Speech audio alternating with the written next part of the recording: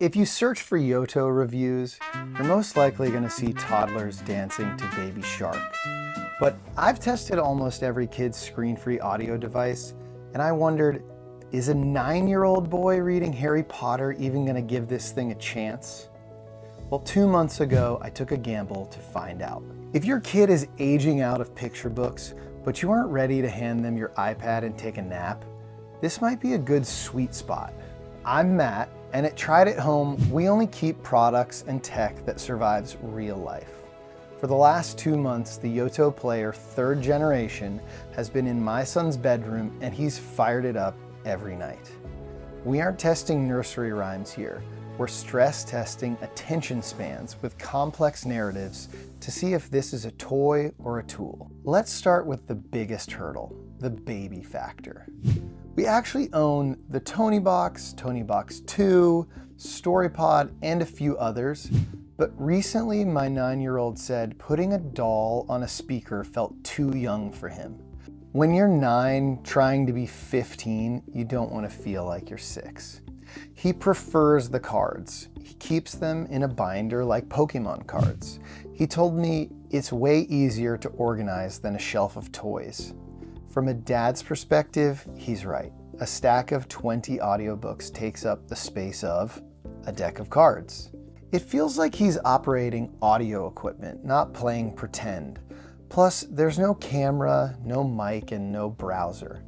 I can say, go upstairs and listen for 2 hours without hovering. I asked him for his favorite feature, expecting him to say something about jokes or sound effects, but instead he said, I love that it saves my spot. This is critical for 20-hour audiobooks.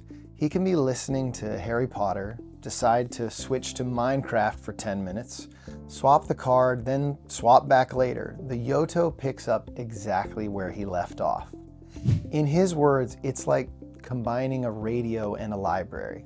He manages his own entertainment without asking me to scrub through tracks or find his place. Meanwhile, in the next bed over, his 7-year-old brother is slapping the side of a cube trying to figure out where he fell asleep in the story last night, which, to be fair, usually also wears him out.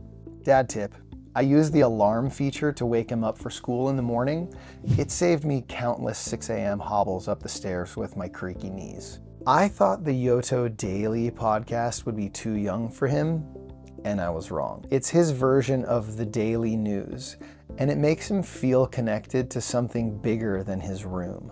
And the Yoto Radio is actually pretty good for toddler dance parties. But let's talk about scars. There are not a lot, to be honest, but it's not perfect. If you don't have Wi-Fi, you can't update podcasts. That's kind of obvious. And battery life, they claim up to 24 hours. I mean, if you leave it unplugged, it dies faster than you would think, and a lot of its deepest features only work if it's actually on all the time. So we keep a charging cable nearby. Hardware-wise, the room thermometer is a cool bonus. See what I did there? Checking the app to see if I need to turn up the heat or turn on the ceiling fan is something I didn't expect to use, but here we are. He could care less. The nightlight, total non-factor at his age. He told me it doesn't really feel like a light, it just glows. He's past the comfort light phase. Okay, here's the killer feature for saving money. Make your own cards. Preloaded audiobooks get expensive. Blank cards are cheap. We use them in 3 different ways. First, recordings. You can record stories, voice memos, whatever you want, and link them to a card. I've talked about this with StoryPod before.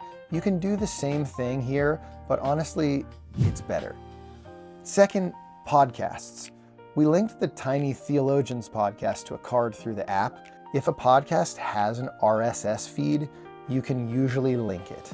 Third, third-party content. Third-party content. We have a little Bible story speaker, and we linked some of those stories and songs to a card.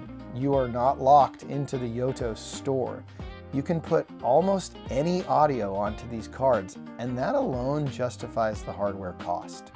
And here's a quiet superpower. Once content is linked to your account, you can play it from the app on your phone. If a card gets lost under a bed forever, nothing is actually gone. You can relink it to a new make-your-own card, something you absolutely do not get with most other audio players. So is the Yoto Club worth it? Yoto has a monthly membership that gives you credits to trade for Yoto cards, plus some members-only content and a 10% discount on most items. If you're buying 1 or 2 new cards every month, those credits usually make it cheaper than buying cards one at a time. So after 2 months of real-world testing, is the Yoto Player worth it for a 9-year-old? Absolutely. It respects his intelligence without handing him an open web browser. It replaced a lot of "I'm bored" with "I'm listening to my Yoto, Dad." But something deeper surprised me, watching him curate his own library, manage his own quiet time and bedtime routine, and engage with long chapter books without visual stimulation. It gives him independence. It gives me a peace of mind. And in a house with 3 kids, peace of mind is an ultimate currency. If this was helpful, like and subscribe for more real-world family reviews, and I'll see you on the next one.